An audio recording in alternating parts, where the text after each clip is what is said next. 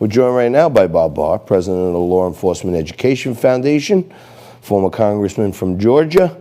Recently wrote an op-ed calling out the Democrats for this crazy charges, conspiracy, basically, against the U.S. postal system. And while they're saying Donald Trump is at war with the postal system to disenfranchise voters, you're saying quite the contrary. They're waging war on the Postal Service. They are, John, and what this illustrates is what we used to call a proxy war, where, in geopolitical terms, one of the superpowers would use local insurgents or local militias in a country to fight a battle against the United States, and the United States would support one side and the Soviets would support the other side, a proxy war. What we're witnessing here, John, with what the Democrats are doing is they are being used in a proxy war being waged by postal union workers against postal management.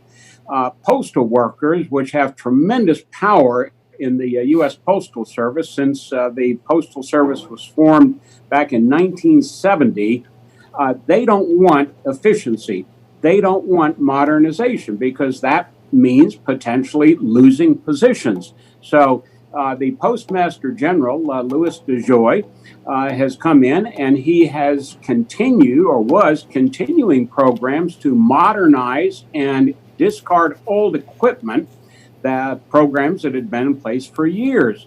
Well, the postal workers saw this. They basically said, "Oh, we can't have this. This might result in fewer workers, fewer union workers." Automation. So they went to the Automation. Congress, and the Congress now, the Democrats are going after the Postal Service. Isn't that almost like a microcosm of the greater proxy fight that's going on out there? George Soros and company trying to turn this into a socialist society. It's the same thing. It's like, they're using Antifa and they're using their moles in the deep state to create a set of circumstances where they, I called it with someone else. It's like a junta. You know what I mean? They're using, insurgents basically to cause so much unrest. They change the outcome of an election. That's what they're trying to do. And then we're socialists.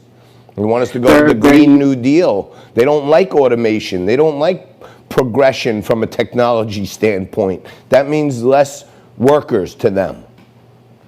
We see this, you're absolutely correct. We see this happening in so many different ways and scenarios across the country. You mentioned George Soros, John.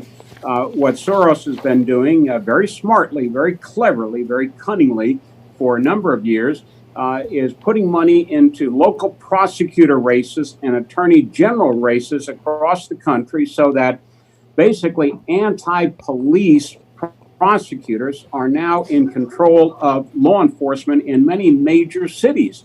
And you have the Attorney General in New York who is attacking the NRA, attacking Trump using the power of her office. And she was, of course, put in office with George Soros funding. Right. So we see these proxy wars in a number of arenas. Yeah, get this. You got this couple down there in St. Louis. The people break through their gates. They're in their front yard threatening them with sticks and bats, saying they're going to burn their house down. Licensed gun owners come outside, don't take aim, but they come outside and brandish, say, hey, look, we're protected. Don't come over here. And it winds up that nobody gets arrested for the vandalism and the trespassing and the breaking and entering, and they wind up with an indictment for apparently aiming a gun in the direction of peaceful protesters. That's a Soros appointee also in that DA's office. You're right again. We see this over and over and over again. And in addition to these Soros-backed prosecutors who are attacking law-abiding citizens and protecting the mobsters and the mobs, we see cities being led by these pacifist, whiny mayors like we have out in Portland and how about Bill de Blasio? Chicago. Talk about whiny mayors. We got Bill de Blasio here, Bob.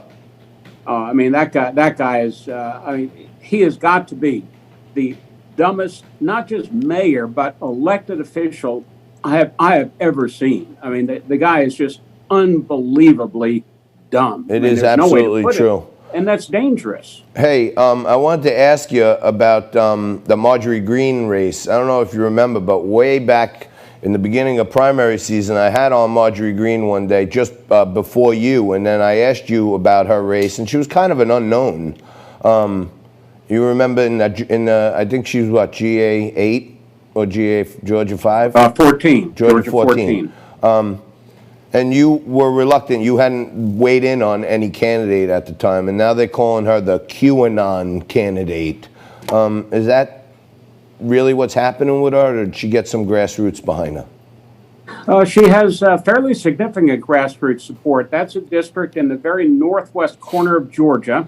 It's a very conservative district to begin with, but she was elected by a solid group of supporters, and you know, this QAnon thing, the left takes one little thing that they think or believe that attaches to a particular candidate, and then they blow that out of proportion. Most of what she talks about in her campaigns, and I suspect will continue for the fall election, are those things that are important to the voters in her district. Supporting the economic policies of President Trump, the tax reductions, the regulatory reform, and so forth. That's her message, and that apparently resonated with at least the Republican voters in that district. Well, we know the left-wing media has a great way of spinning things, and the best way to make a crackpot out of her is say that she follows conspiracy theories. And the conspiracy theory is she loves family, she loves freedom, she loves guns. I mean, she's a big Second Amendment person. And a woman with all those core values is very dangerous to them on top of it. So I'm hoping she wins. I think we could sneak in the House while they're not looking. But Mr. Barr, thank you very much. Always a learned session when we have you, and hopefully have you back soon. Look forward to it. Thank you very much.